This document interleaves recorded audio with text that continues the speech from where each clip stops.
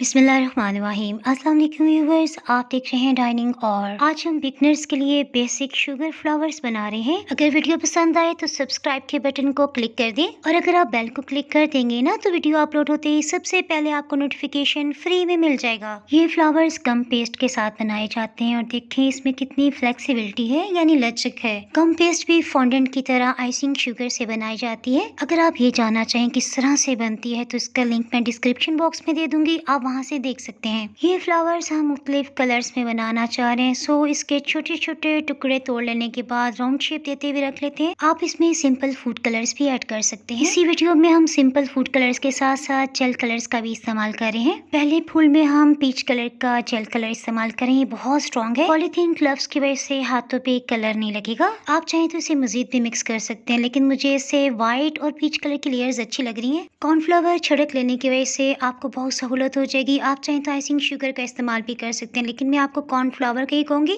क्योंकि इसमें बिल्कुल भी चिपचिपाहट नहीं होती और ये नीचे से नहीं चिपकेगा। ये देखिए रोटी की तरह से हमने बेल लिया। अब छुरी को एक दफ़ा नीचे से फेर लेंगे ना ताकि पता चल जाए कि नीचे चिपका हुआ तो नहीं है। इसमें हम फ्लावर मोल्ड का इस्तेमाल कर रहे हैं। इसे अच्छी तरह से किनारों से एक्स्ट्रा गम पेस्ट को हटा लेने के बाद इसे फोम पैड पे निकाल लेते हैं। इसके लिए मोल्ड के बैक से हल्का सा प्रेस किया और ये निकल आया। ये देखिए इस तरह के टूल्स आपको आसानी से बुक शॉप से भी मिल जाएंगे। इस टूल की मदद से फूल के सेंटर वाले हिस्से को हल्का सा प्रेस कर लिया है। ये फैन ट्रे भी मैंने बुक शॉप से ही लिया है। इसके सेंटर में फूल को एहतियात से रख देते हैं। इसकी वजह से फूल की पत्तियां उठी उठी सी खूबसूरत लगेंगी। अब हम इसमें छोटे साइज के फ्लावर मोल्ड का इस्तेमाल कर रहे हैं। ये अमूमन कपकेक्स के लिए इस्तेमाल किया जाता है। फॉन्डेंट की निस्बत मुझे ये फ्लावर्स इसलिए अच्छे लगते हैं क्योंकि ये 6 महीने तक खराब नहीं होते, जबकि अगर फॉन्डेंट के फूल देखा जाए तो उन्हें बहुत जल्दी फंगस लग जाता है। स्काई ब्लू कलर मेरे पास एक्सपायर हो गया था, सो इसमें सिंपल मैंने फूड कलर इस्तेमाल किया है। टाइम की बचत के लिए गम पेस्ट को मैंने स्काई ब्लू और पिंक कलर में भी मिक्स करके रख लिया था। उसके बाद बेहतर है कि इसे रैप करके एयरटाइट बॉक्स में रखें। जितना जरूरत हो बस उतना लें। गम पेस्ट से आप 3 महीने तक फूल बना सकते हैं। बस जब भी आप इसे निकालें ना, हाथों में अच्छी तरह से गोल गोल घुमा लेने के बाद आप इसे यूज करेंगे, बिल्कुल फ्रेश लुक देगी आपको। गम पेस्ट को बेलते जैसे आप महसूस करें नीचे की सतह पे चिपकने लगी है, थोड़ा सा आप कॉर्नफ्लावर डस्ट कर सकते हैं। अब हम इसमें एक दूसरे डिजाइन के फ्लावर मोल्ड का इस्तेमाल कर रहे हैं। आप फूल के सेंटर में गोल्डन या मल्टी कलर के बीड्स मिलते हैं ना, वो भी लगा सकते हैं। फूल की पत्तियों पे इस तरह से निशान बना लेते हैं। हल्का सा प्रेस करेंगे। आपको सही दिखाने के लिए मैंने जूम किया है।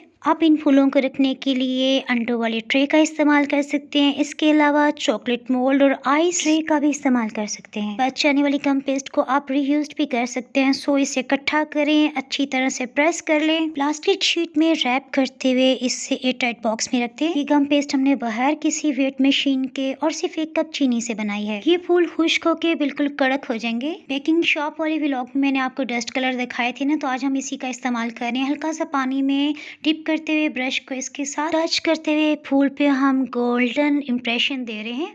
फूल के सेंटर के हिस्से में हल्का सा पानी का ब्रश कर लेने के बाद गोल्डन बीड्स लगा रहे हैं। ये फूल 2 दिन में खुश्क हो जाएंगे इंशाल्लाह।